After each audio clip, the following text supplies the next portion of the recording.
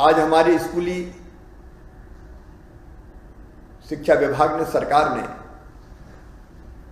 बच्चों के भविष्य को ध्यान में रखते हुए अनेकों महत्वपूर्ण फैसले किए हैं। कक्षा 10 की परीक्षाएं जो माध्यमिक शिक्षा मंडल लेता है, उसके कई पेपर हो चुके थे। जो शेष बचे पेपर है, जो शेष बचे विषय हैं, उनकी परीक्षा अब नहीं ली जाएगी।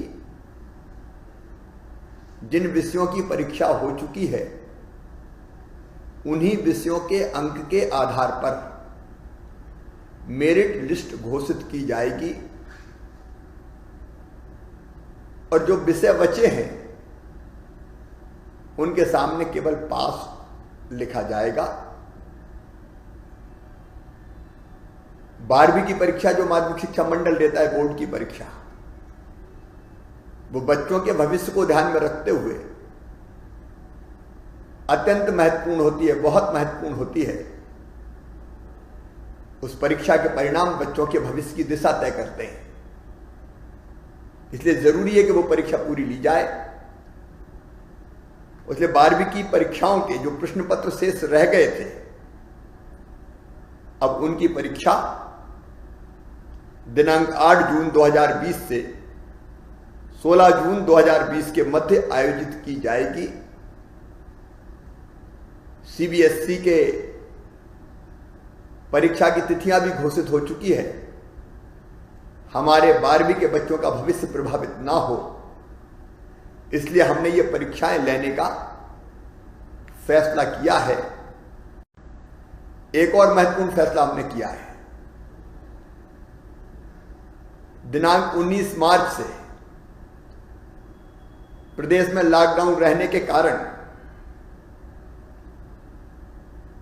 और लॉकडाउन रहने की अवधि तक सभी निजी विद्यालय विद्यार्थियों से केवल ट्यूशन फीस ले सकेंगे। केवल ट्यूशन फीस, क्योंकि इस अवधि के दौरान स्कूल बंद रहे हैं। ट्यूशन फीस जरूरी है ताकि वो विद्यालय चल सके, लेकिन इसके अतिरिक्त किसी भी प्रकार का शुल्क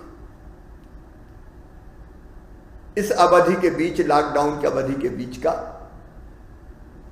बच्चों से नहीं लिया जाएगा। चाहे वो स्पोर्ट्स का शुल्क हो, लाइब्रेरी शुल्क हो, बसों का हो, किसी भी प्रकार का शुल्क जो ट्यूशन फीस के अलावा लगता था, वो नहीं लिया जाएगा।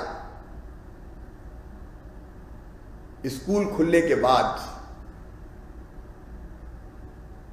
विद्यालय अपना फैसला करेंगे, लेकिन इस अवधि में कोई शुल्क वसूल नहीं किया जाएगा। माननीय प्रधानमंत्री जी ने आत्मनिर्भर भारत के निर्माण के लिए